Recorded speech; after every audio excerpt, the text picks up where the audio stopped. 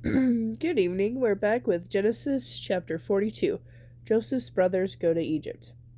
When Jacob heard that there was grain available in Egypt, he said to his sons, "Why are you standing around looking at one another? I've heard there's grain in Egypt. Go down and buy some for us before we all starve to death." So Joseph's 10 older brothers went down to Egypt to buy grain. Jacob wouldn't let Joseph's younger brother Benjamin go with them, however, for fear some harm might come to him. So Jacob's sons arrived in Egypt along with others to buy food for the famine that had reached Canaan as well. Since Joseph was governor of all Egypt and in charge of the sale of grain, it was to him that his brothers came. They bowed low before him with their faces to the ground. Joseph recognized them instantly, but he pretended to be a stranger. "Where are you from?" he demanded roughly. "From the land of Canaan," they replied. "We have come to buy a grain." Joseph's brothers didn't recognize him, but Joseph recognized them, and he remembered the dreams he had had many years before. He said to them, "You are spies. You have come to see how vulnerable our land has become." "No, my lord," they explained. "We have come to buy food. We are all brothers and honest men, sirs. We are not spies."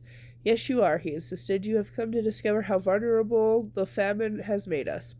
"Sir," they said, "there are 12 of us brothers, and our father is in the land of Canaan." Sorry if I pronounced that wrong. "Our youngest brother is here with our father, and one of our brothers is no longer with us." But Joseph insisted, "As I said, you are spies. This is how I will test your story. I swear by the life of Pharaoh that you will not leave Egypt unless your youngest brother comes here. One of you go and get your brother. I'll keep the rest of you here bound in prison.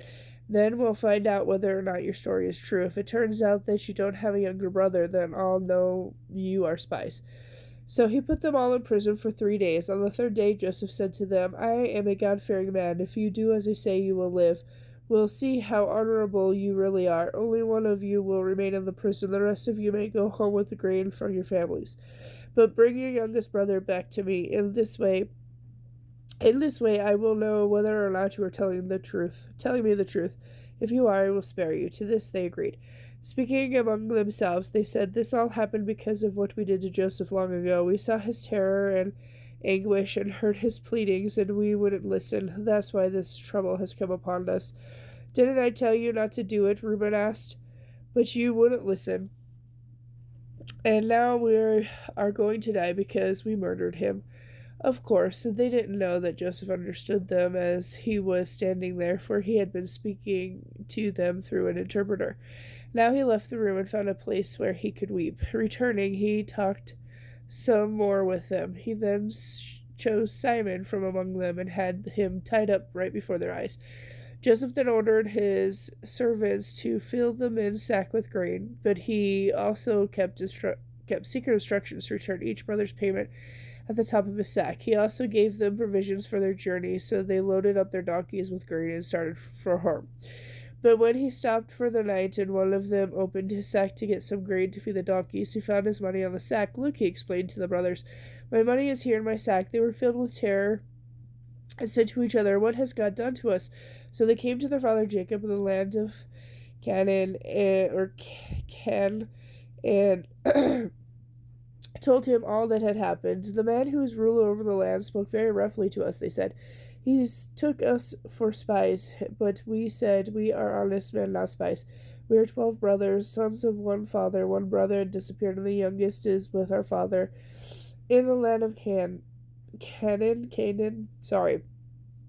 Then the man, the ruler of the land, told us, "This is the way I will find out if you are honest men. Leave one of your brothers here with me and take the grain for your families and go home, but to bring your youngest brother back to me, then I will know that you are honest men and not spies. If you prove to me what you say, then I will give you back your brother, and you may come as often as you like to buy grain." And as they emptied out the sacks, there at the top of each one was the bag of money paid for the grain. Terror gripped them as it did their father. Jacob explained, "You have deprived me of my children. Joseph has disappeared, Simon is gone, and now you want to take Benjamin too? Everything is going against me." Then Reuben said to his father, "You may kill my 2 sons if I don't bring Benjamin back to you. I'll be responsible for him." But Jacob replied, "My son will not go down with you, for his brother Joseph is dead, and he alone is left of his mother's children. If anything should happen to him, you would bring my gray head down to the grave in deep sorrow."